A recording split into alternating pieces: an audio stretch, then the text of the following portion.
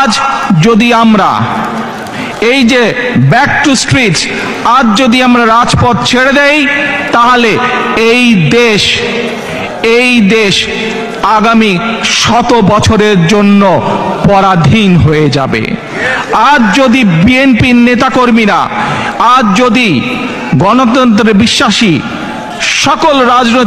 বাংলাদেশের সকল রাজনৈতিক দল, বিভিন্ন পর্যায়ের নেতাকর্মীরা যদি আজ রাজপথ ছেড়ে দেয়, তাহলে বাংলাদেশের স্বাধীনতা আগামী 100 বছরের জন্য পরাধীন হয়ে যাবে, সার্বভৌমত্ব হারিয়ে যাবে।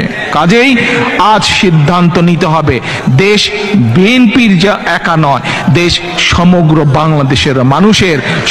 বাংলাদেশের মানুষকে আজ উজ্জীবিত করতে হবে। সমগ্র বাংলাদেশের মানুষকে আজ বের করে নিয়ে আসতে হবে, নেতৃত্ব দিতে হবে বিএনপিকে। কারণ বাংলাদেশের মানুষ দেখেছে এই দেশে বহুদলীয় গণতন্ত্র বিএনপি করেছে।